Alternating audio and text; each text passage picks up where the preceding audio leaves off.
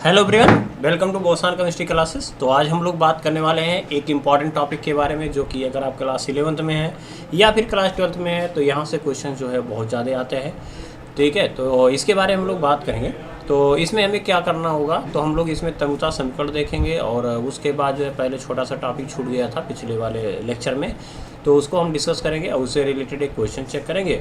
और फिर हम लोग देखेंगे मोलरता और नॉर्मलता में क्या संबंध होता है, और फिर मोल प्रभाज और मोललता में क्या संबंध होता है, जो कि एक डायरेक्ट आपको फार्मूला मिल जाएगा, जिससे आप क्या कर सकते हैं कि अगर मोलरता दिया हुआ है, मोललता दिया है, तो आप मोल प्रभाज की गणना कर सकते हैं। ठीक है, और उसके बाद कुछ हम लोग स्टैंडर्ड क्वेश्चन देखेंगे जो आपके क्लास 12th में भी है। ठीक है, और क्लास 11th में भी आ सकता है। तो क्लास 12th में ये जो है आपको एनसीईआरटी में चैप्टर नंबर 2 में मिल जाएगा। ठीक है, तो उसके भी क्वेश्चन को हम कुछ चेक करेंगे। तो अगर आपको ये समझ में आएगा लेक्चर, तो आप समझ लाइक करेंगे, सब्सक्राइब करेंगे और ज़्यादा शेयर करेंगे। ठीक है, तो चलिए टॉपिक को स्टार्ट करते हैं। तो पहला जो टॉपिक है आपका यहाँ पे डाइल्यूशन इक्वेशन है, यानी तनुता समीकरण। तो तनुता का कहने का मतलब क्या होता है? तनु करना है मतलब कह सकते हैं पतला करना है ना। तनु मतलब क्या हो गया? पतला करना। यानी अगर हम क्या कर सकते हैं, कोई विलयन है, जैसे हमारे पास क्या है, जिलेबी बनाने वाला होता है ना। तो जिलेबी जब बनाते हैं तो क्या बनाता है? सीरा, है ना। तो शायद सीरा ही बोलते हैं। तो वो सीरा जो है ना, आपके यहाँ शायद लैंग्वेज में हो सकता है कुछ और बोले, लेकिन हमारे यहाँ क्या बोलते हैं, वो सीरा बोलते हैं। तो अगर आप सीरा जो है देखे होंगे तो बहुत गाढ़ा होता है। अगर हम उसमें क्या मिला दें? पानी मिला दें। क्या मिला दें भाई? पानी मिला दें। तो पानी मिलाने से क्या हो जाएगा? तनु हो जाएगा। क्लियर? तो उसी को हम केमिस्ट्री के भाषा में क्या कहेंगे? तो हम कहेंगे भाई वो तनु हो रहा है, यानी डाइल्यूशन हो रहा है उसका। यानी हम ये कह सकते हैं कि उसकी सांद्रता कम हो रही है। उसकी सांद्रता क्या हो रही है भाई? कम हो रही है। क्लियर हुआ नहीं हुआ? चलिए, तो ये हमें चेक करना है। चलिए ठीक है, तो करना क्या है, देखिए जैसे इसका तनुता समीकरण में क्या होता है, हमें नॉर्मलता देखना था। तो N1 B1 बराबर क्या होता है? N2 B2 होता है। N2 B2 होता है। यानी हम नॉर्मलता के अगर टर्म में देखते हैं तो हम ऐसा कुछ लिखते हैं, लेकिन हो सकता है कि आप मोलरता लिखेंगे तो इसको हम मोलरता के टर्म में भी लिखते हैं, M1 B1 और equal to M2 B2। Clear हुआ? ऐसा भी आप लिख सकते हो। अच्छा, ये भाई दोनों चीज़ें हैं क्या? देखिए N1 B1 जो है वो तनुता से पूर्व की बातें हो रही हैं। क्या हो रही है? तनुता से पूर्व की बातें हो रही हैं। जैसे तनुता से पूर्व कहने का मतलब क्या है कि जैसे मान लीजिए आप मतलब क्या करते हो, सीरा लिए हो ना। तो सीरे में, तो सीरा अगर हमारे पास है तो उसके ही कह सकते हैं उसकी नॉर्मलता क्या होगी या उसका आयतन क्या होगा, वो बात करेंगे। अच्छा, आप पानी मिला दिए तो शरबत बन गया। पानी मिला दिए ज़्यादा तो क्या बन गया? शरबत। तो ये जो शरबत बना है ना, जो ये आपका शरबत बना, ठीक है, तो उसे क्या कहोगे भाई? तनुता के बाद, यानी तनु करने के बाद। तो तनुता के पश्चात होता है ना, तनुता के पश्चात। यानी हम ये कह सकते हैं N1 क्या है, तो हम ये लिख सकते हैं जहाँ N1 तनुता से पूर्व विलयन की नॉर्मलता है। तनुता से पूर्व विलयन की क्या भाई? नॉर्मलता है। बताया समय? अच्छा ठीक है। अगला उसके बाद देखते हैं B1 है ना, आयतन है। तो आयतन अगर देखेंगे तो B1 है, यानी वही लिखना है तनुता से पूर्व विलयन का आयतन। विलयन का आयतन हो जाएगा। बात है इसमें। और यहीं पर केस में अगर हम बात करें, Abhishek Mishra, hello, good evening, और आप लोग ठीक है? चलिए ठीक है, तो यहाँ पर बात करते हैं N2 है। तो N2 मतलब क्या है कि आपका तनुता के पश्चात, क्या आपका तनुता के पश्चात नॉर्मलता होगा। तनुता के पश्चात विलयन की क्या होगी? नॉर्मलता हो गया। विलयन की क्या हो जाएगी भाई? नॉर्मलता हो जाएगी। विलयन की क्या हो जाएगी? नॉर्मलता हो जाएगी। ठीक है। अच्छा, उसके बाद अगर आप देखेंगे तो B2 क्या हो जाएगा? तो B2 क्या कहते हो? तो तनुता के पश्चात जो होगा विलयन का आयतन हो जाएगा। बात है इसमें। तो यही हमें देखना था। Good evening Abhishek Mishra, good evening, और आप लोग ठीक है? चलिए ठीक है, पढ़ते रहिए। कहीं दिक्कत आ रहा है तो फिर आप कमेंट करते रहेंगे, अगर कोई टॉपिक मिस कर रहा है, नहीं समझ में आ रहा है, तो आप कमेंट जरूर करेंगे और तुरंत मैं आंसर उसका करूँगा। ठीक है, अब देखिए यहाँ पर N1 B1 जो है ये क्या है, अभी इसी तरीके से आप ये भी लगा सकते हो। एक समीकरण है जिसको बोलते हैं M1 B1 बराबर M2 B2, जहाँ M1 क्या होता है, मोलरता होता है तनुता से पूर्व, और B1 क्या होता है, तनुता से पूर्व विलयन का आयतन। उसी प्रकार से M2 कह सकते हैं, तो ये क्या होगा, तो M2 कहेंगे कि आपकी है विलयन की मोलरता है कब, तनुता के पश्चात, और B2 क्या है भाई, विलयन का आयतन है यानी तनुता के पश्चात। ठीक है, तो ये होता है कुछ फार्मूला जो हमने देख लिया। अच्छा, एक क्वेश्चन चेक कर लेते हैं, ये इसके बारे में क्वेश्चन कैसे आते हैं। तो देखिए मोलरता के बारे में मैंने पहले भी बता दिया था, तो मोलरता वाला टॉपिक जो है, ठीक है, वो मैंने कवर कर लिया था पहले ही, तो उसको आप देख सकते हैं पिछले वाले लेक्चर में। आज हम लोग नॉर्मलता वाला टॉपिक कवर करते हैं। चलिए देखते हैं। कह रहा है कि हमारे पास 100 ml जो है N/10, ठीक है, H2SO4 विलयन बनाने के लिए, यानी 100 ml करें 1000 ml, 1000 ml N/10 मतलब नॉर्मलता है, H2SO4 विलयन बनाने के लिए, ठीक है, इसको बनाना है ना। कह रहा है N/2 H2SO4 विलयन के कितने आयतन की आवश्यकता होगी, कितने आयतन की आवश्यकता होगी। क्लियर हुआ नहीं हुआ? तो कह रहा है कि N/10 H2SO4 बनाने के लिए N/2 H2SO4 के कितने विलयन की आवश्यकता होगी, है ना। बात आ रहा है। तो इसका मतलब क्या हो गया कि यहाँ पर N1 मतलब किससे बनाना है, तो कह रहा है कि इससे बनाना है ना। कह रहा है हमारे पास क्या है, कह रहा है कि हमारे पास N/2 है। ये ध्यान में रखें, क्वेश्चन थोड़ा सा अलग तरीके से है, इसको समझना होगा। क्या क्वेश्चन कह रहा है भाई, कह रहा है हमारे पास एक विलयन है और H2SO4 है ना, जिसकी नॉर्मलता कितनी है, N/2 है। ठीक है, अब कह रहा है कि हमें 1000 ml का, कितना, 1000 ml का क्या बनाना है, N/10 विलयन बनाना है H2SO4 का। तो कह रहा हम इसमें N/10 H2SO4 का कितना आयतन ले लें, कितना आयतन लेंगे। तो इसका मतलब N1 B1 बराबर क्या हो जाएगा, N2 B2। तो यहाँ पर जो प्रारंभिक कह सकते हैं आयतन होगा, यानी तनुता से पूर्व कितना था, तनुता से पूर्व जो नॉर्मलता था वो क्या था, N/2, यानी कह सकते हैं 1/2 बराबर 0.5 नॉर्मल। क्लियर हुआ? अब इसी B1 को हमें बताना है कि कितने आयतन की आवश्यकता होगी। बनाना क्या है, तो कह रहा है N/10 यानी N2, यानी मिलाओगे तब ना बनेगा। तो N2 जो होगा वो कह रहा है N/10 यानी 1/10। अब इसको सॉल्व कर लो तो 0 पॉइंट कितना आ जाएगा, है ना। इसको सॉल्व करोगे तो 0.1 नॉर्मल आ जाएगा। अच्छा ठीक है, और B2 कह रहा है कितना आयतन बनाना है, तो कह रहा है 1000 ml का बनाना है, तो ये बन जाएगा। क्लियर? तो B1 हमें पता करना है। ठीक है, अब जाइए सॉल्यूशन पे।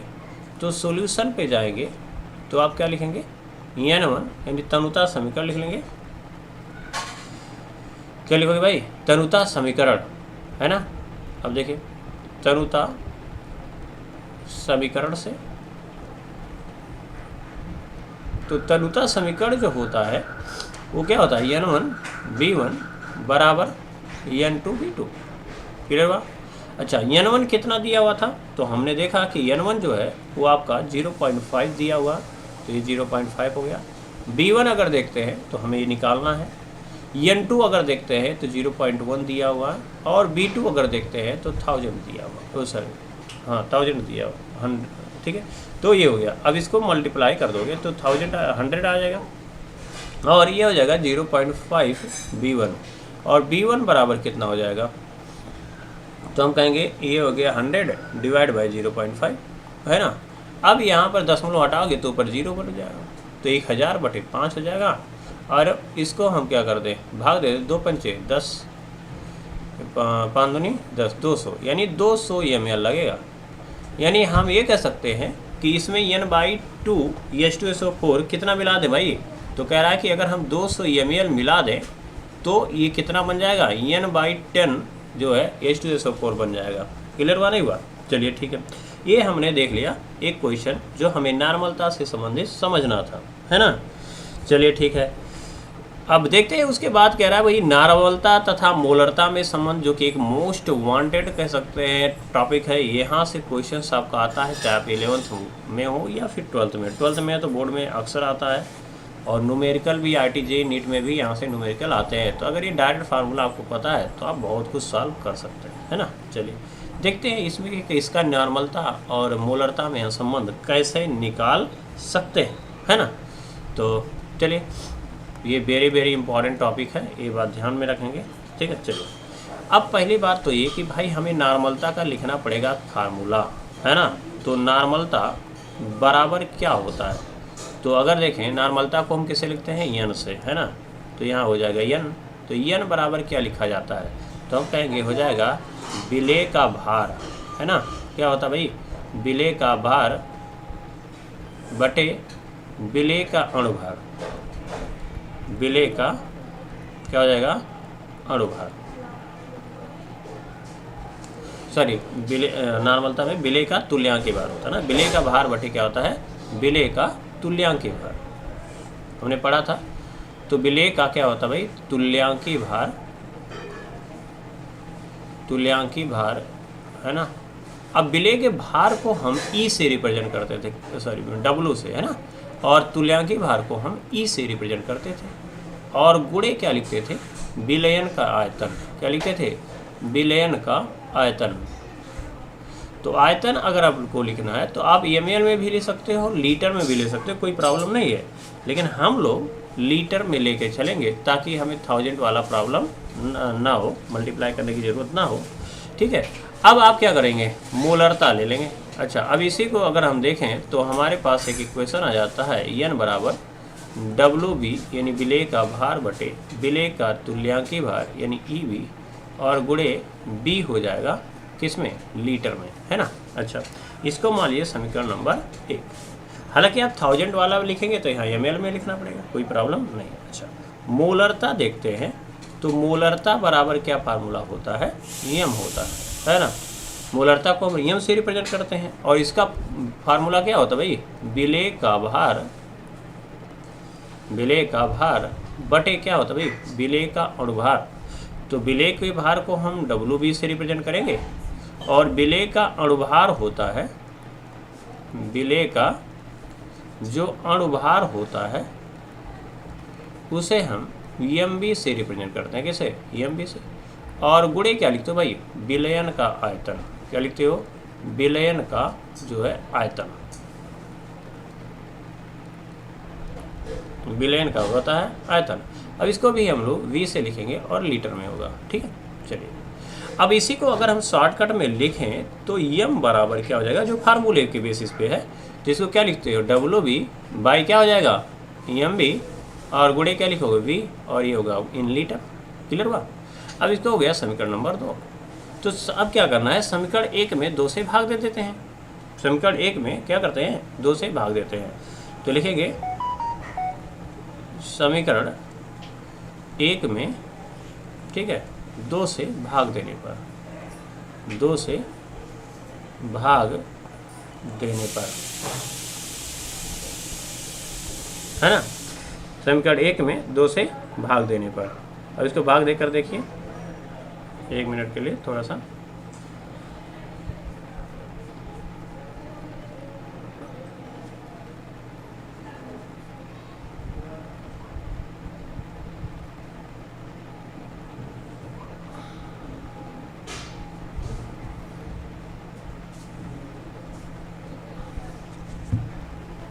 चलिए, तो यहाँ भी भाग दे देंगे तो क्या हो जाएगा भाई, n बटे क्या हो जाएगा, यम हो जाएगा, है ना। बराबर n का जो फार्मूला है उसको रख दीजिए। तो क्या लिखा गया, WB बटे क्या हो जाएगा, EB, है ना। क्या होगा, EB, और गुणे हो जाएगा आयतन, किस में, लीटर में, किस में होगा, लीटर में, है ना, बटे। अब देखिए यहाँ पर मोलरता, मोलरता जो है, मोलरता का क्या हो जाएगा, इसका बताया गया WB बाई क्या हो जाएगा, MB, और गुणे ये भी लीटर में। अब देखो यहाँ से यहाँ क्या हो गया, उड़ गया, इसको लीटर लीटर से उड़ गया, WB से उड़ गया, है ना। अब उसके बाद बचा क्या,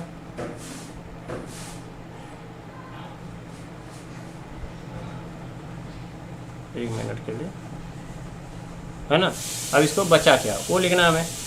तो इस केस में अगर हम देखते हैं तो क्या हो जाएगा आपका n बाई एम हो जाएगा, और बराबर क्या हो जाएगा, एम बी का गया ऊपर, तो एम बी बटे क्या हो जाएगा, ई बी हो जाएगा। एम बी बटे क्या हो जाएगा भाई, ई बी हो जाएगा। क्लियर हुआ नहीं हुआ। जो ये हमारा एक फार्मूला यहाँ से मिल गया, तो ये आप ऐसे भी आप लिख सकते हो अगर यहाँ से, ठीक है। फिर भी इसको हम और थोड़ा सा ब्रेक करेंगे। अब देखो एन बटे क्या होगा, एम।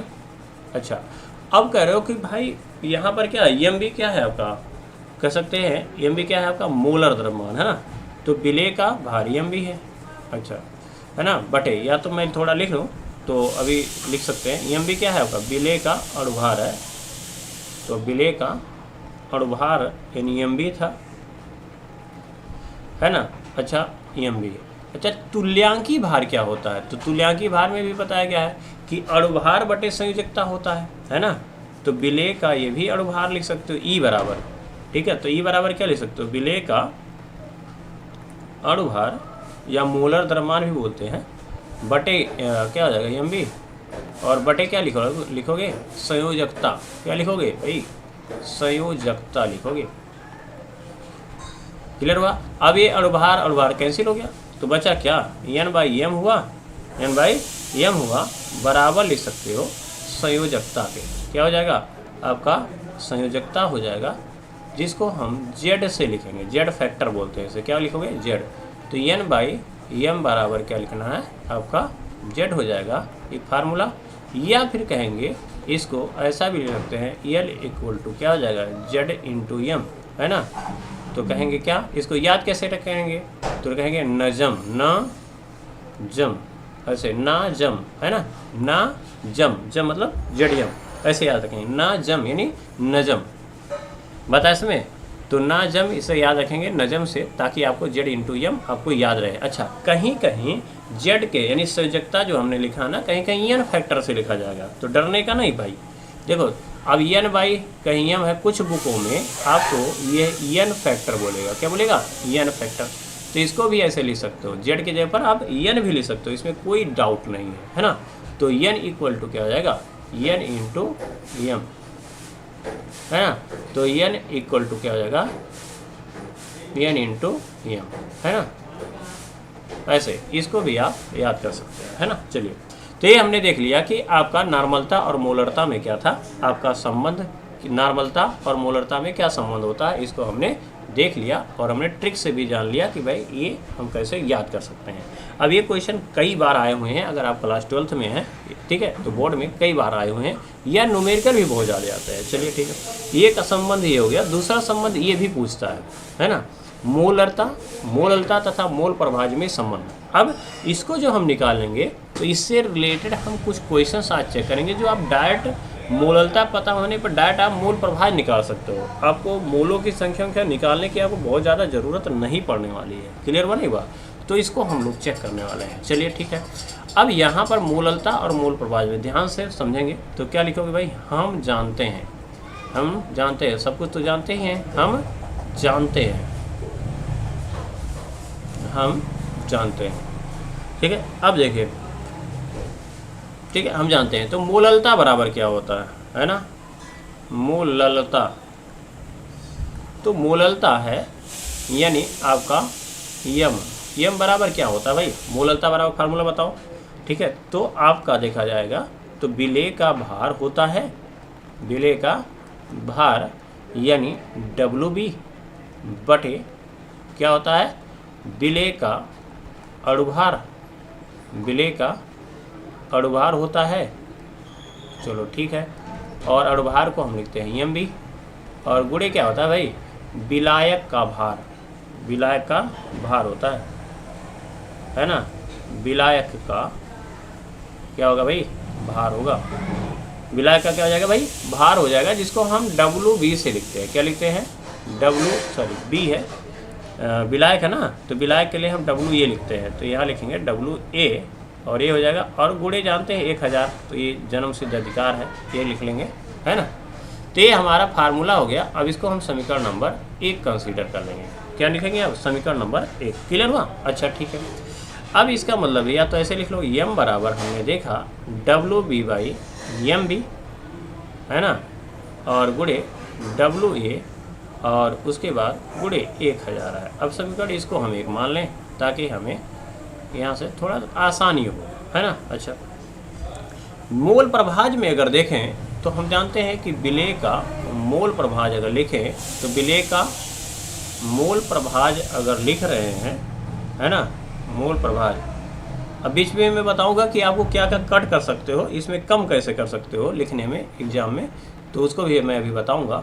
तो देखो विलेय का जो मोल प्रभाज है XB, क्योंकि टॉपिक पहले समझना जरूरी है ना, तो अगर कुछ नहीं जानते हैं तो एक बार इसको देख लेंगे तो बहुत कुछ जान जाएंगे। तो विलेय का जो मोल प्रभाज है उसको कैसे लिखते हो, तो विलेय के मूलों की संख्या जिसका निकालना होता है उसके मूलों की संख्या को ऊपर, तो विलेय के मूलों की संख्या होता है, विलेय के मूलों की संख्या होती है जिसको हम NB लिखते हैं। क्या लिखते हैं? B मतलब विलेय, ये बात ध्यान में रखेंगे। बटे क्या होता है, तो हम कहेंगे विलेय के मूलों की संख्या और प्लस विलायक के मूलों की संख्या। विलेय के मूलों की संख्या, ठीक है, ये हो गया NB, तथा विलायक के मूलों की संख्या, विलायक के मूलों की संख्या, है ना। तो विलायक के मूलों की संख्या क्या लिखते हैं हम भाई? NA। क्या लिखते हैं? NA। क्लियर हुआ? अब इसको अगर आप लिख सकते हो तो XB बराबर लिख सकते हो NB बाई क्या हो जाएगा? NB प्लस NA, है ना, ये हो गया। अच्छा, इसी प्रकार अगर देखें तो इसी प्रकार अगर देखा जाए तो विलायक का मोल प्रभाज निकालें, किसके लिए? विलायक का अगर मोल प्रभाज आप निकालना चाहते हैं, मोल प्रभाज, तो XA होगा बराबर। अब देखो मोल प्रभाज अगर आपको विलायक का निकालना है तो विलायक के मूलों की संख्या को ऊपर रखना पड़ेगा। तो विलायक के मूलों की संख्या को हम NA लिख रहे हैं तो मैं डायरेक्ट लिख दे रहा हूँ, बटे विलेय के मूलों की संख्या को हम NB लिख रहे हैं तो NB प्लस NA, यही होगा, ये हम जानते हैं, ठीक है। तो ये हमें मिल गया विलायक का मोल प्रभाज XA बराबर NA बाई NA बटे NB प्लस NA, या आप NA प्लस NB भी लिख सकते हो, इसमें कोई डाउट नहीं है ना। अब क्या करेंगे?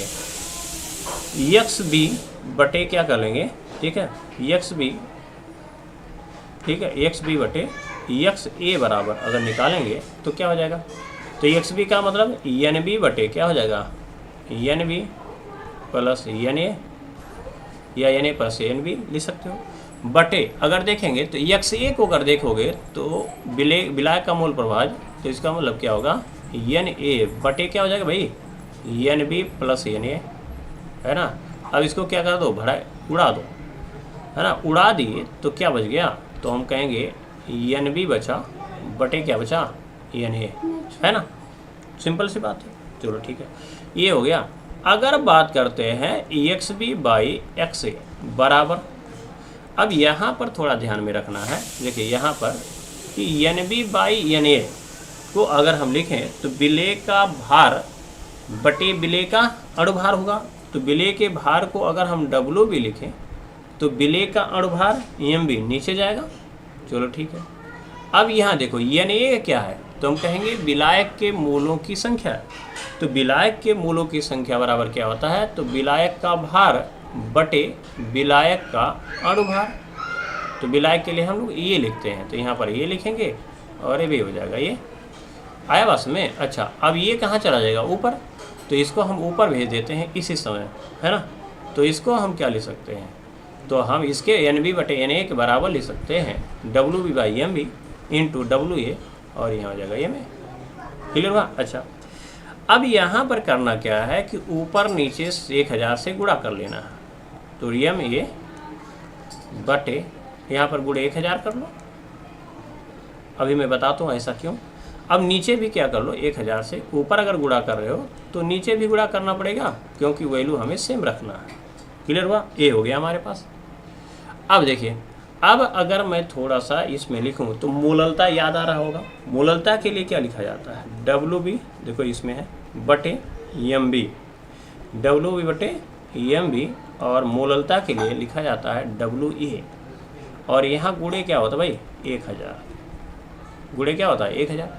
अब इसको अगर देखो है ना, इसमें अगर हम थोड़ा सा ध्यान दें तो देखो यहाँ पर है भाई WB, इसको हमने लिख लिया, EMB है इसको लिख लिया, WA है इसको लिख लिया, और 1000 ऊपर वाले को लिख लिया एक तरफ। बचा क्या, तो हम लिख सकते हैं गुणे है ना, EMA बचा और बट्टे 1000 बचा, इसको हमने अलग लिख लिया।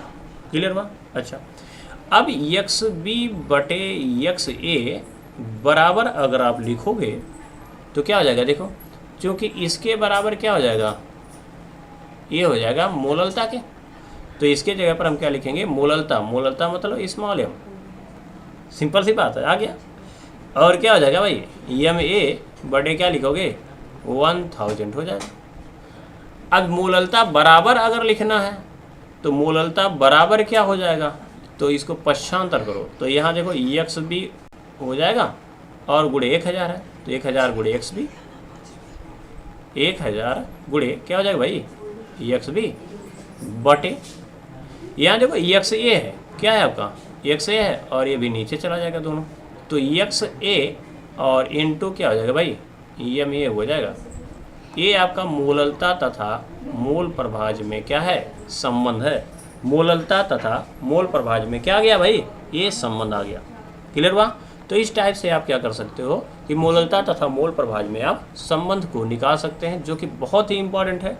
क्वेश्चन आते हैं, डायरेक्ट क्वेश्चन आते हैं, अभी उसको चेक करेंगे। जैसे हम लोग मोल प्रभाज अगर हमें निकालना होता है तो उसके लिए हमें मोलों की संख्या निकालनी पड़ती है, और मोलों की संख्या जब निकालते हैं तभी मोल प्रभाज निकलेगा। लेकिन अगर ऐसा नहीं है कि अगर आपको मोललता पता हो गया तो आप डायरेक्टली इन फार्मूले से आप मोल प्रभाज निकाल सकते हैं डायरेक्ट। अब कह रहा है कैसे, तो चलो देखते हैं एक क्वेश्चन से जो आपका NCERT में क्लास 12th में दिया हुआ है ना। देखो ये क्वेश्चन है और ये क्वेश्चन इंपॉर्टेंट भी है, कई बार ये क्वेश्चन आ चुके हैं एग्जाम में, है ना। चलिए अब बात कर लेते हैं यहाँ पर सॉल्यूशन में।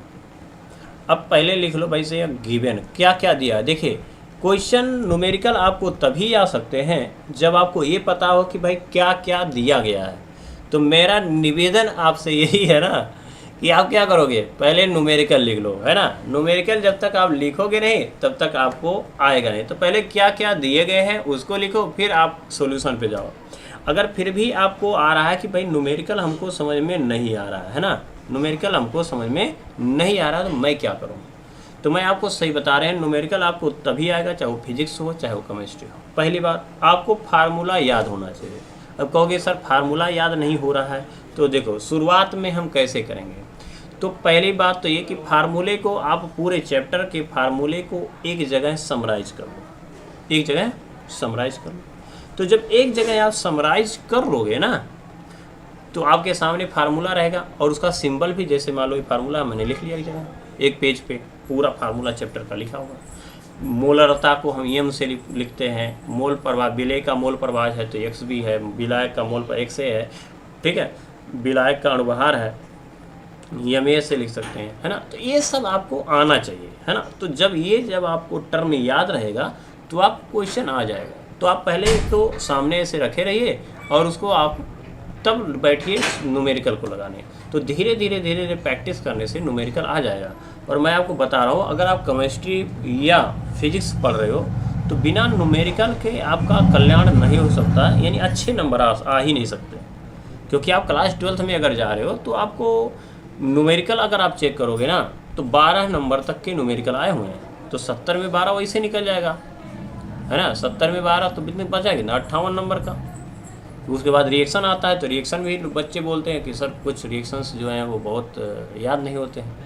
तो मैं ये कह रहा हूँ कि उन्हीं को नहीं याद होता है जो भाई अच्छे से समझे नहीं होते। तो अच्छे से समझिए, धीरे धीरे आपको सब कुछ आ जाएगा। आप अपनी आशाओं को बनाए रखिए और मेहनत करने की आदत डालिए। जब तक आप मेहनत नहीं करेंगे आप सफल नहीं होंगे, ठीक है। चलिए टॉपिक चालू करते हैं। कह रहा है कि 2 ग्राम ग्लूकोज है और उसका अणुभार कितना है 180 ग्राम को कह रहा है 30 ग्राम जल में घोला गया, है ना। तो देखो कह रहा है कि 2 ग्राम ग्लूकोज को 30 ग्राम जल में घोल दिया गया, है ना। यानी हमारे पास हेलो एवरीवन। तो यहाँ पर क्या है भाई, हमारे पास मान लो बीकर है और बीकर में कह रहा है कि भाई हमारे पास 30 ग्राम जल है। कितना ग्राम जल है? 30 ग्राम हमारे पास जल है ना। कितना? 30 ग्राम हमारे पास जल है और इसमें हमें क्या मिलाना है? 2.82 ग्राम हमें ग्लूकोज मिला देना है। चलो ठीक है, मिला दिए, कोई प्रॉब्लम नहीं। कह रहा है तो अब निम्न की गणना कीजिए। कह रहा है मोललता। अब मोललता है तो पहले क्या लिखो? गिवन क्या क्या दिया गया। तो मैंने कहा था जो कम मात्रा में होता है उसको क्या कहते हो? विलेय। तो ग्लूकोज क्या हो गया भाई? विलेय हो गया, है ना। तो ग्लूकोज का जो भार होगा, ग्लूकोज क्या हो गया? विलेय हो गया। तो ग्लूकोज का जो भार है यानी WB हो जाएगा बराबर 2.82 ग्राम होगा। चलो ठीक है। अब उसके बाद अगर देखेंगे, कह रहा 30 ग्राम जल में घोला गया है तो जल कितना होगा भाई? 30 ग्राम, यानी विलायक कितना हो जाएगा? 30 ग्राम, यानी विलायक का भार यानी जल है। विलायक बोले तो भाई जल है। तो जल का जो भार होता है यानी WA, क्या है? WA बराबर वो कितना दिया भाई? 30 ग्राम है। कितना ग्राम है? 30 ग्राम। तो कह रहा है कि विलयन की मोललता बताइए। पहली बात तो अणुभार भी दिया है, तो विलेय का अणुभार यानी ग्लूकोज का अणुभार, तो ये भी लिख लो भाई, ग्लूकोज का अणुभार।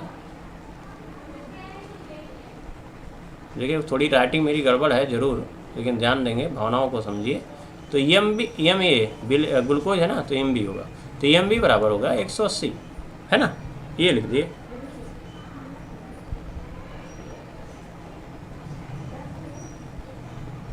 ओ सौरभ यादव जी, कैसे हैं आप? चलिए थैंक यू, मुझसे इंस्पायरेशन मिलता है। चलिए ठीक है, थैंक यू। और आप लोगों का क्या प्रिपरेशन चल रहा? बढ़िया। चलिए इसी तरीके से तैयारी करते रहिए, है ना। अब यहाँ पर क्या, ग्लूकोज का अणुभार जो है MB बराबर कितना हो जाएगा? 180 है, ठीक है। तो मोललता है, क्या बताना है भाई? मोललता है, मोलैलिटी आपको बताना है। तो ये मोलैलिटी क्या होगा? तो आप फार्मूला लगा लो दनादन, है ना। तो आप सॉल्यूशन पे जाइए और सॉल्यूशन में जाएंगे तो आप मोललता लिखेंगे। तो मोललता जो है आपका M होता है, तो इसके लिए क्या फार्मूला होता है? तो WB बाई क्या होता है भाई? MB और इंटू WA, और गुणे क्या लिखोगे? इंटू 1000, ये ना होता है। तो ये हो गया। चलिए तो WB कितना है आपका? 2.82 है, और यहाँ पर MB यानी इसका मॉलिकुलर वेट यानी अणुभार जो है वो 180 है, और यहाँ पर WA जो है वो आपका 30 है। अब यहाँ पर जो होगा आपका देखिए 1000, तो यहाँ 0 0 से उड़ा दो, है ना। अब उड़ा दोगे तो ये देखिए 10 बचा ऊपर, इसे मल्टीप्लाई करोगे तो 28.2 हो जाएगा, और इंटू 18 इंटू 3 हो जाएगा। क्लियर बनेगा? अब इसको सॉल्व कर लीजिए। तो आप इसको जब सॉल्व करेंगे तो आपका कितना आएगा, है ना। तो 0. एक बार चेक कर लेंगे, 0.52 आ जाएगा। तो इसकी मोललता जो होती है वो 0.52 आएगा। इसको लिखेंगे यूनिट, तो मोल पर केजी क्या हो जाएगा? मोल पर केजी, मोल पर किलोग्राम हो जाएगा। क्लियर बनेगा? तो ये हो गया हमारा पहला वाला टॉपिक, यानी हमें ग्लूकोज की मोललता तो पता चल गई। तो आज जनरली हम ऐसा निकाल ही लेते हैं, है ना। अच्छा, अब कह रहा ग्लूकोज तथा जल का मोल प्रभाज निकालिए, है ना। ग्लूकोज तथा जल का मोल प्रभाज ज्ञात करना है ना। अब देखिए, ना तो हमें ग्लूकोज का पता है ना तो जल का पता है, तब क्या करोगे? तो ये वाला जो फार्मूला है इसी को हम लिख लेंगे, है ना। तो यहाँ पर लिख सकते हैं दूसरा पॉइंट कैसे तैयार करेंगे? देखिए बहुत ही इजी है, कोई परेशानी नहीं है। तो लिखेंगे, माना ग्लूकोज का मोल प्रभाज क्या है आपका? मोल प्रभाज XB है। क्या है भाई? मोल प्रभाज क्या है आपका? XB है। चलो ठीक है। तो जल का क्या होगा? तो जल का मोल प्रभाज बराबर क्या लिखोगे? तो जल का मोल प्रभाज यानी मोल फ्रैक्शन जिसको बोलते हैं तो जल प्रभाज जो होगा मोल फ्रैक्शन वो किसके बराबर होगा? तो आपको पता है कि भाई XA यानी XA प्लस XB यानी दोनों के अगर हम मोल फ्रैक्शन को जोड़ते हैं तो उसकी वैल्यू कितनी आती है? 1 आता है। तो हम ये कहेंगे कि XA बराबर क्या हो जाएगा? तो 1 माइनस XB। क्लियर हुआ नहीं हुआ? तो हम कहेंगे XA बराबर हो जाएगा, तो हम कहेंगे किसके? तो कहेंगे XB को इधर कर दो, तो 1 माइनस क्या हो जाएगा? XB। क्लियर हुआ बात? अच्छा ठीक है, ये हमारा काम हो गया। अच्छा अब कह रहा है कि भाई मोल प्रभाज आपको निकालना है तो मोललता वाला फार्मूला लगाओ। हाँ क्या लगाओगे? हम जानते हैं फार्मूला, हम जानते हैं क्या जानते भाई? फार्मूला जानते हो क्या? M बराबर क्या होता है? तो M बराबर मैंने आपको फार्मूला लिखवाया था कि 1000 होगा और गुणे XB और बटे क्या होगा? XA इंटू MA, है ना। MA क्या होता है भाई? तो हम कहेंगे ये विलायक का अणुभार है। विलायक कौन है भाई? जल है। तो पहले जल का अणुभार निकालना पड़ेगा। तो H2O का जो है अणुभार कितना होता है? 18 होता है। कितना होता है? 18 होता है ना। तो यह निकालो, इसको कहते हैं हम MA, है ना। तो जल यानी हाइड्रोजन कितना है? 2 है, तो 2 गुणे 1 और ऑक्सीजन कितना है? 1, तो 1 गुणे 16 या 16 गुणे 1 बराबर 18 हो जाएगा। तो यहाँ पर वही लो पुट करो। अब देखो यहाँ पर M है इक्वल टू 1000 हो गया, है ना। मोललता हमारा आ चुका है कितना? 0.52 आ चुका है, कोई प्रॉब्लम नहीं है। अच्छा 1000 हुआ, XB हमें पता है और अभी बताया गया कि भाई हम XA को क्या लिख सकते हैं? तो XA बराबर हम लिख सकते हैं 1 माइनस XB, है ना, ये हो गया, और गुणे MA यानी 18 हो जाएगा। ठीक है, अब ये हो गया। अब इसमें अगर देखोगे तो इसको पश्चांतर कर दो, तो हम ये कहेंगे ये हो जाएगा 0.52 इंटू 18, है ना, और ये हो जाएगा, और इसको भी पश्चांतर करोगे तो गुणे हो जाएगा 1 माइनस XB। 1 माइनस क्या हो जाएगा भाई? XB हो जाएगा, नीचे वाला ऊपर चला जाएगा, बराबर क्या हो जाएगा? 1000 आपका XB होगा। चलो ठीक है, अब इसको मल्टीप्लाई कर लीजिए। तो 0.52 को, तो 0.52 इंटू 18 जब आप मल्टीप्लाई करेंगे तो आ जाएगा 9.36। 0.52 18 तो हो जाएगा आपका 9 या तो ऐसे ही रहने दो, तो 9 पॉइंट हो जाएगा आपका, 1 मिनट, तो 9 पॉइंट हो जाएगा आपका, या तो रुक जाओ, थोड़ा सिंपल बनाने के लिए इसको इधर ही कर लेते हैं ना। तो क्या कर लोगे? अब इसको XB को इधर ले आओ, तो 1 माइनस, है ना, 1 माइनस XB, ठीक है, बटे क्या हो जाएगा? XB बराबर लिख सकते हो। अब देखो XB को इधर ले आओ और इसको इधर ले जाओ, तो 1000 डिवाइड बाय हो जाएगा 0.52 इंटू 18, है ना, ये हो जाएगा। अब अगर इसको सॉल्व करोगे तो इसको आप सॉल्व कर लीजिएगा, तो 1 माइनस XB और ये हो गया ये बटे XB बराबर, अब यहाँ देखिए 1000 है ना, तो 1000 हो जाएगा भागे आपका इतना हो जाएगा 0 पॉइंट, तो आएगा आपका 106, कितना आ जाएगा? 106.83 आ जाएगा, है ना। इसको सॉल्व करके एक बार घर पे देखेंगे, 1 3 आ जाएगा और 3 7 होता है, तो अगर हम 7 को हटाए तो इसको हम 4 ले सकते हैं, तो यहाँ हम 4 मान लेते हैं, मोटी मात्रा, है ना। अब क्या करोगे? तो अब इसको पश्चांतर कर दो, तो 1 माइनस XB बराबर हो जाएगा 106.84 और इंटू XB। अच्छा अब इसमें अगर देखा जाए तो ये हो गया, और 1 माइनस लिख सकते हो XB, अब XB को पश्चांतर कर दो, तो यहाँ पर हो जाएगा 1 बराबर, तो 106.84 XB और माइनस क्या हो जाएगा? XB। तो इसको आप सॉल्व करोगे तो एक घट जाएगा, तो हो जाएगा 105.84 XB बराबर 1, या XB बराबर कितना हो जाएगा? तो हम कहेंगे 1 बटे, है ना, 1 बटे 105.84, है ना। अब इसको सॉल्व कर लेंगे, 1/, इतना हो जाएगा। तो आएगा आपका आंसर जो आएगा वो आएगा XB बराबर 9.36 गुणे 10⁻³ इतना आ जाएगा। क्लियर बने हुआ? तो इतना आ जाएगा इसका आंसर। तो यानी आपका विलेय का जो मोल प्रभाज है वो आपका इतना आ जाएगा, या इसी को हम 0.00936 ले सकते हैं, ये मोल प्रभाज हो जाएगा। अब जब विलेय का मोल प्रभाज हो गया है ना, ये हो गया किसका? विलेय का मोल प्रभाज। ये तो विलायक का मोल प्रभाज कैसे निकालोगे? तो विलायक का मोल प्रभाज मतलब घटा देंगे एक में से, और क्या है ना। तो कह सकते हैं कि विलायक का मोल प्रभाज हो गया।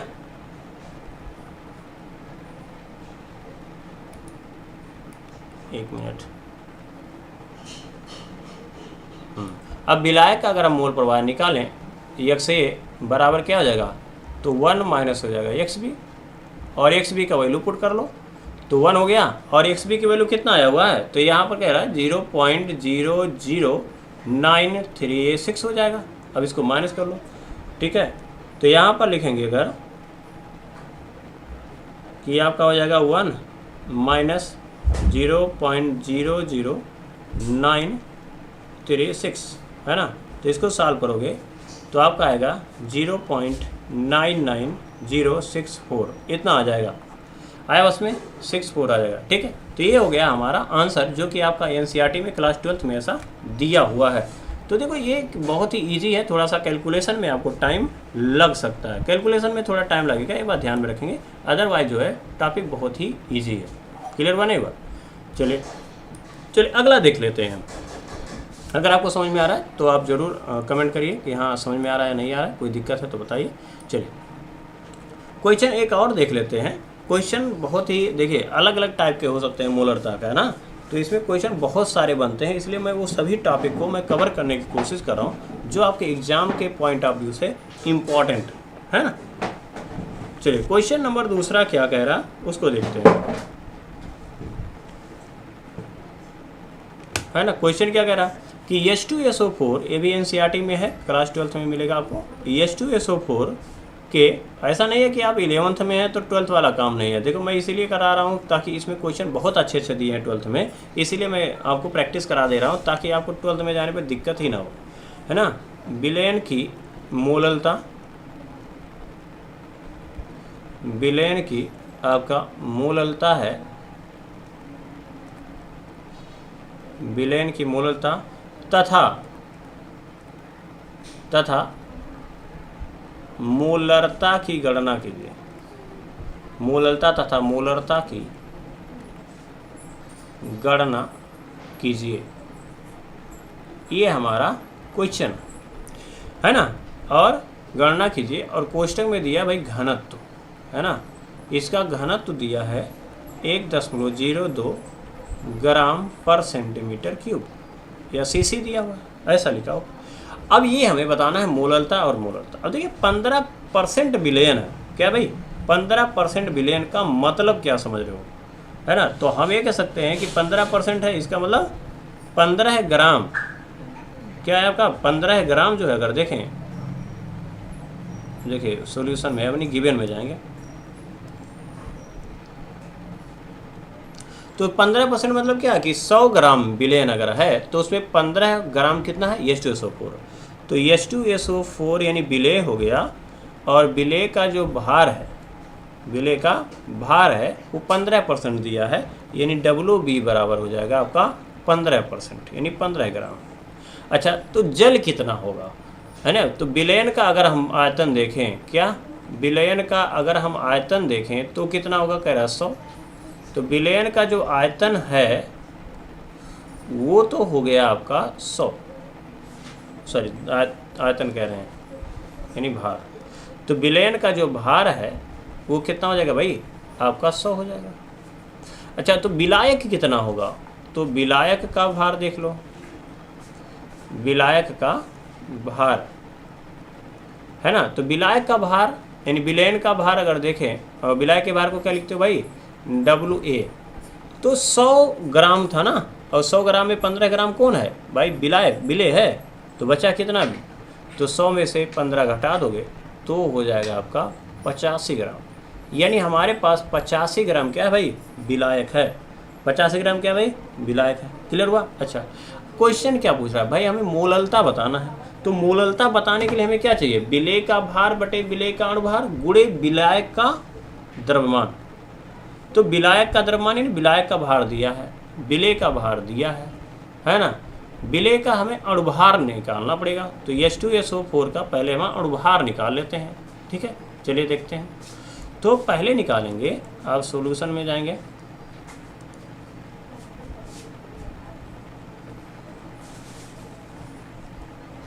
यहाँ लिख लेंगे मोललता पूछ रहा है और मोलरता पूछ रहा है ना। तो H2SO4 का पहले भाई अणुभार निकालो। H2SO4 का अणुभार यानी ये हो गया आपका विलेय का भार यानी MB, अणुभार मतलब MB। ठीक है। अच्छा, अब यहाँ हाइड्रोजन कितना है, 2 है, इसका परमाणु भार 1 होता है। सल्फर की संख्या कितनी है, 1 है, और गुणे इसका कितना होता है 32। प्लस लगाओगे ना, ऑक्सीजन कितना है, 4 है, तो 4 गुणे हो जाएगा आपका 16। 4 गुणे क्या हो जाएगा भाई, 16 हो जाएगा। अब इसको 2 1 में 2 हो जाएगा और 32 हो जाएगा, और प्लस 16 चौको 64 हो जाएगा। अच्छा, तो यहाँ पर देखेंगे 4 2 4 8 हो गया, और 6 3 9 यानी 98 आ जाएगा। कितना आ जाएगा, 98 ग्राम पर मोल कह सकते हैं, या यूनिफाइड कह सकते हैं, है ना। अच्छा, ये हो गया। अब इस केस में अगर मोलर द्रव्यमान लिखें या अणुभार लिखें, है ना, चलिए ठीक है। अब यहाँ पे बचेगा मोललता, तो मोललता आप निकाल सकते हो। तो मोललता बराबर जो होता है यानी M बराबर स्मॉल m बराबर WB बाई MB, और गुणे होता है भाई WA, है ना। और गुणे क्या होता है भाई 1000। अगर ये ग्राम में दिया हुआ तो ग्राम ही में है, तो उड़ा देने का क्या दिक्कत क्या है इसमें, है ना। अब देखिए WB जो है आपका यानी सल्फ्यूरिक अम्ल जो है वो आपका 15% था, यानी 15 ग्राम था। इसका अणुभार हमने निकाल लिया 98, और गुणे WA, है ना। अब WA अगर देखोगे तो इसका भार कितना है WA, तो इसका भार था 85, और गुणे क्या करेंगे 1000, गुणे क्या हो जाएगा 1000। अब 5 है तो 3 से भाग दे देंगे, है ना। तो 5 3 15, 5 से कर देखेंगे इसको, 5 1 में 5 और 5 7 35 हो जाएगा, है ना। अच्छा, और इसको अगर आप 2 से भाग देंगे, है ना, तो ये हो जाएगा 2 चौक 8 और 2 9 18, और इसको 2 से भाग देंगे 500 हो जाएगा। 5 3 15 यानी 1500 हो जाएगा बटे 49 गुणे 17। क्लियर बने। अब इसको एक बार सॉल्व करके देखेंगे कि मोललता कितना आ रहा है ना। तो इसको जब सॉल्व करेंगे तो आपका आएगा 1.8। क्या आ जाएगा 1.8 आएगा, और पर केजी हो जाएगा। बोलो आया बात समझ। चलिए ठीक है, अगला देख लेते हैं। ये तो मोललता हमने निकाल लिया, अभी हमें मोलरता की ज़रूरत पड़ेगी। किसकी, मोलरता की हमें ज़रूरत पड़ेगी। आप कहोगे कि भाई मोलरता कैसे निकालेंगे, तो निकालेंगे धनाधन कैसे, देखते हैं। अब देखिए यहाँ पर जो है घनत्व दिया हुआ था, है ना। अब कह रहा मोलरता चाहिए, तो मोलरता के लिए हमें पता है कि विलेय का भार बटे विलेय का अणुभार गुणे आयतन चाहिए। अब यहाँ आयतन चाहिए हमें, तो आयतन किसका होता है, विलयन का। अच्छा, विलयन का जो आयतन है, विलयन का जो आयतन होता है ना, आयतन बराबर क्या होता है, किसी का भी आयतन होता है, तो उसको हम द्रव्यमान गुणे क्या लिखते हैं भाई, घनत्व। द्रव्यमान गुणे घनत्व, द्रव्यमान गुणे क्या लिखते हो भाई, घनत्व। यही ना लिखते हो, चलो ठीक है। अब द्रव्यमान गुणे घनत्व लिखे तो द्रव्यमान विलयन का है ना, तो विलयन का द्रव्यमान बटे विलयन का घनत्व, विलयन का द्रव्यमान गुणे विलयन का घनत्व।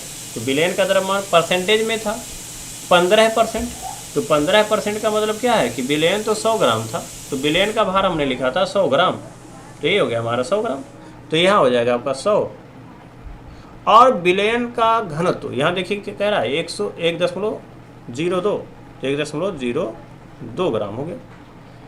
अब ये आयतन हमें मिल गया, कोई प्रॉब्लम नहीं। अब मोलरता निकाल लेते हैं। तो अगर घनत्व दिया है ना, तो आपको मोलरता अगर निकालना है तो विलयन का ही द्रव्यमान, यहाँ बच्चे अक्सर गलती हो जाती है ना। अक्सर मैंने कॉपी चेक करता हूँ, या मेरी ड्यूटी जब लगती है कॉपी चेक करने में, तो मुझे पता चलता है कि कहाँ कहाँ गलतियाँ हो जाती हैं। तो अक्सर जो है ये द्रव्यमान आयतन किसी का और लगाएंगे, द्रव्यमान किसी का और का निकालेंगे। तो ये ध्यान में रखेंगे, अगर आपको विलयन का आयतन निकालना होगा तो विलयन का ही द्रव्यमान चाहिए और विलयन का घनत्व ही चाहिए। क्लियर बा? अब देखिए मोलरता बराबर क्या लिखते हैं, तो हम जानते हैं कि विलय का भार यानी WB और बटे क्या हो जाएगा भाई EMB और गुणे क्या हो जाएगा भाई WA और गुणे क्या लिखोगे 1000, गुणे क्या हो जाएगा 1000। क्लियर बा नहीं हुआ? अच्छा WB अगर देख रहे हो तो ये हो गया आपका 15 और अणुभार कितना हो गया 98 और WA विलायक का भार, सॉरी यहाँ मोलरता था, सॉरी आयतन हो जाएगा, यहाँ बीमल आयतन कितना है तो ये हो जाएगा आपका। अच्छा इसको अगर देखोगे ना तो द्रव्यमान किस में दिया, देखो ग्राम, तो ग्राम पर सेंटीमीटर क्यूब है ना, और नहीं, और उसके बाद अगर देखेंगे और द्रव्यमान का ग्राम में तो ग्राम देखो द्रव्यमान का हो गया ग्राम और ये ग्राम पर सेंटीमीटर क्यूब हो गया है ना, तो ग्राम हो गया उड़। अब इसमें जो है द्रव्यमान बराबर आयतन गुणे घनत्व, उल्टा हो गया फार्मूला, 1 मिनट। द्रव्यमान बराबर होता है आयतन गुणे घनत्व, द्रव्यमान घटे, अरे यार बड़ी गड़बड़ हो। देखो यहाँ पर एक ध्यान में रखिए, सॉरी गैस यहाँ पे प्रॉब्लम है। तो द्रव्यमान बटे क्या होता है भाई घनत्व, द्रव्यमान बटे घनत्व होता है, ये गलती हो गई। और यहाँ द्रव्यमान को अगर लिखोगे ना तो देखिए द्रव्यमान अगर है ना तो द्रव्यमान को क्या है आपका कितना, तो कहेंगे विलयन का जो द्रव्यमान है वो तो 100 है और घनत्व कितना था 1.02 था। क्लियर हुआ? अब इस तभी तो नहीं कटाते, वो ग्राम हो गया और इसका यूनिट ग्राम पर सेंटीमीटर क्यूब हो गया, तो ग्राम कैंसिल हो जाएगा, सेंटीमीटर क्यूब मतलब ml में, ठीक है। तो यहाँ पर हो जाएगा आपका 1000 और 100 बटे 1.02 और गुणे क्या लिखोगे 1000। क्लियर हुआ? अब 100 से इसको कैंसिल कर दोगे तो आ जाएगा भाई 10 और ये ऊपर चला जाएगा, तो हम कहेंगे 15 गुणे 1.02, 15 गुणे 1.02 गुणे 10 हो जाएगा और बटे हो जाएगा आपका 98। अब इसको जोड़ लोगे तो 15 हो जाएगा और गुणे हो जाएगा 10.2 बटे कितना हो जाएगा 98। अब इसको एक बार सॉल्व करके देखिएगा, इसको जब आप सॉल्व करेंगे तो आ जाएगा 1.56, कितना आ जाएगा 1.56। तो इसका मतलब क्या हो गया कि इसकी जो मोललता है ये हो जाएगा 1.56 मोल पर लीटर हो जाएगा। क्या हो जाएगा? मोल पर लीटर हो जाएगा। बोलो आया बस में? तो इसी टाइप से हमें क्वेश्चंस को चेक करने होते हैं, ठीक है। थोड़ा सा यहाँ ध्यान में रखेंगे, यहाँ पर उससे थोड़ा मिस्टेक हुआ था, ठीक है, एक बार इसको चेक कर लेंगे। वैसे सही है, कोई प्रॉब्लम नहीं है। यहाँ पे मैंने फार्मूला थोड़ा सा मतलब उल्टा लग गया है ना, ये हो गया। तो क्वेश्चन नंबर हमने इसको देख लिया। एक और क्वेश्चन देखते हैं, उसके बाद हम इसका समापन करते हैं ना। क्वेश्चन क्या है? सिंपल सा क्वेश्चन है, उसको देखते हैं।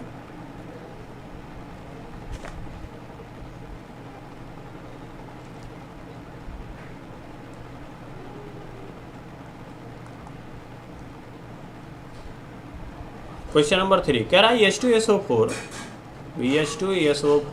ठीक है की मोलरता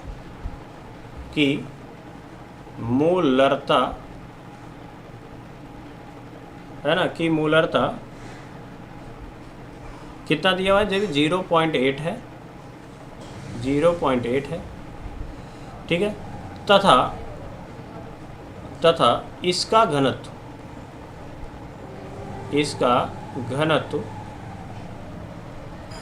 1.06 ग्राम पर ml है। तो चाहे ml लिखो चाहे सेंटीमीटर क्यूब लिखो, बात देखिए है। तो मोललता तथा मोल प्रभाज क्या होगा? अब देखिए मोललता तथा मोल प्रभाज पूछ रहा है, मोललता तथा मोल प्रभाज क्या होगा? मोल प्रभाज क्या होगा? देखिए क्वेश्चन कितना इजी है, क्या होगा है ना। अब देखिए यहाँ पर कह रहा है H2SO4 की जो मोलरता है ये 0.8 है, यानी मोलरता अगर लिखें तो गिवन में अगर जाएंगे तो क्या लिखोगे भाई? मोलरता। तो मोलरता बराबर क्या है? मोल पर लीटर। यानी 0.8 है और इसको क्या लिखोगे, मोल पर लीटर है, ये ना होगा। अब इसको थोड़ा सा चेंज करिए, अब यहाँ लीटर है ना तो आयतन है, तो यानी 0.8 मोल जो है वह 1 लीटर विलयन में घुला हुआ, ये ना होगा। तो इसका मतलब क्या है कि H2SO4 के जो मोलों की संख्या है वो कितना है, 0.8 है। मोलों की जो संख्या है वो कितनी है भाई, 0.8 मोल है। कितने लीटर, यानी विलयन का जो आयतन है वो तो 1 लीटर कह रहा, विलयन का जो आयतन है वो कितना भाई, 1 लीटर। और 1 लीटर को अगर हम ml में लिखें तो लिख सकते हैं 1000 ml। बोलो कोई दिक्कत, कोई दिक्कत है इसमें, नहीं है। अच्छा, अब इसका घनत्व भी दिया है, विलयन का घनत्व, विलयन का जो घनत्व है ये दिया हुआ। अब घनत्व जो है दिया हुआ 1.06, 1 पॉइंट कितना है आपका, यहाँ 06 है, तो 1 पॉइंट हो गया आपका 06 ग्राम पर ml। क्लियर हुआ नहीं हुआ। अच्छा, अब कह रहा है मोल पर, अब मोल को मोललता अगर निकालना है तो क्या निकालोगे भाई, तो मोललता बराबर आपको कहा गया है, तो अब क्या लिखना, विलेय का भार बटे विलेय का अणुभार गुणे विलायक का भार। अब यहाँ देखो, विलेय का भार हमें पता नहीं है, या आप खाली मोलों की संख्या, मोलों की संख्या हमें पता, कोई दिक्कत नहीं है। हमें विलायक का भार अगर पता चल जाए तो हमारा काम हो जाएगा। तो पहले निकालना पड़ेगा क्या भाई, विलायक का भार, है ना। तो 1 लीटर अगर आपका विलयन है, तो 1 लीटर आपका विलयन है का जो द्रव्यमान हो गया, विलयन का जो द्रव्यमान होगा, तो द्रव्यमान बराबर क्या होता भाई, आयतन गुणे घनत्व। द्रव्यमान बराबर क्या होता भाई, आयतन गुणे घनत्व, यही ना होता है। अब आयतन कितना है भाई, 1000 ml है, और घनत्व कितना है, तो 1.06 है। बात है इसमें, 1.06 हो गया। अब यहाँ पर अगर इसको सॉल्व करोगे तो 1060 ग्राम हो जाएगा। कितना हो जाएगा, 1060 ग्राम, यानी विलयन का द्रव्यमान हमें तो मिल गया। चलो ठीक है, उसके बाद क्या, तो अब हमारा कोई प्रॉब्लम नहीं है।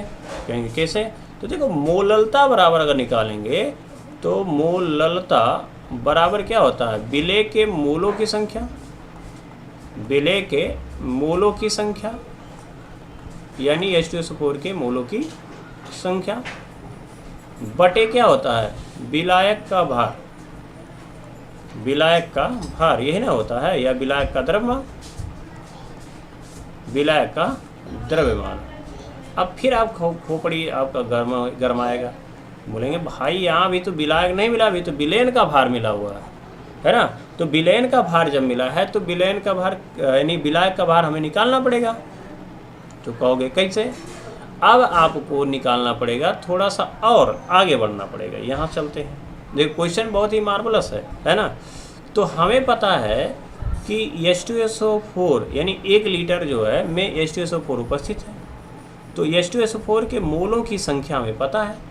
तो H2SO4 के मोलों की संख्या से हम निकाल सकते हैं, मोलों की संख्या, है ना। तो H2SO4 के मोलों की संख्या से हम निकालेंगे। देखिए क्वेश्चन बहुत ही अच्छा है, एक बार इसको समझिए, क्वेश्चन मार्वलस है ना।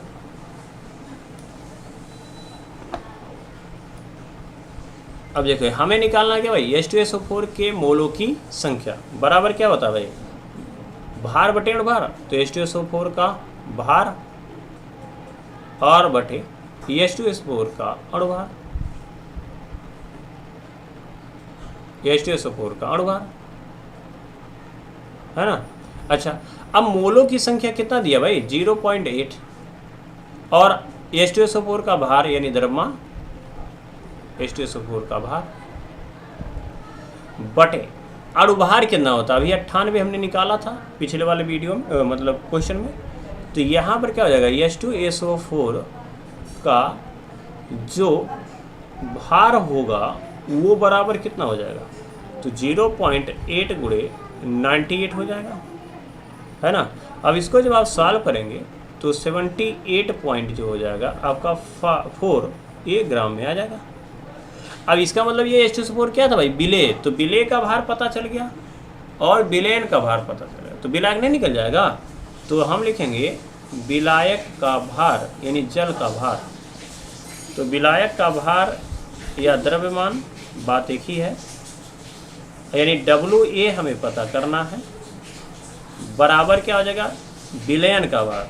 तो विलयन का भार कितना है 1060 है, माइनस विलेय का 78.4 आया। अब 78.4 को घटा देंगे तो 78.4 हो जाएगा। अब इसको जब सॉल्व करोगे तो 0.815 आ जाएगा। सॉरी ये क्या बात हो रहा है ना, इसको सॉल्व करोगे तो 981.6 ये ग्राम आ जाएगा। तो यहाँ से हमें मिल गया क्या, विलायक का द्रव्यमान मिल गया। अब सब कुछ मिल गया, उड़ा दो। तो विलेय के मूलों की संख्या जो आई वो कितना आया भाई, जितने कितना था 0.8 क्वेश्चन में दिया हुआ है ना। अच्छा बटे विलायक का हमने अभी द्रव्यमान निकाल लिया, कितना था आपका 98.981.6 और गुणे 1000 है ना। अब इसको अगर देखेंगे तो 8 हो जाएगा 00 और डिवाइड बाय अगर देखेंगे है ना तो यहाँ पर हो जाएगा 981.6। अगर डेसिमल को हटा दोगे तो ऊपर 0 हो जाएगा है ना। अब इसको आप सॉल्व करके एक बार चेक कर लेंगे। अब जब सॉल्व करेंगे तो आपको क्या मिल जाएगा, तो देखिए कितना आ रहा है, एक बार सॉल्व करके देखिए और आंसर बताइए इसका। तो 8000 डिवाइड बाई 9816 तो गया 0.815 है ना। तो 0.815 हो जाएगा, यानी मोललता है क्या भाई, मोलल क्या हो गया है, मोलल तो है ना। ये हो जाएगा इतना मोल पर केजी, क्या हो जाएगा भाई मोल पर केजी हो गया। क्लियर हुआ नहीं हुआ। अच्छा अब ये मोललता हमने पता चल गया, मोल प्रभाज हमें निकालना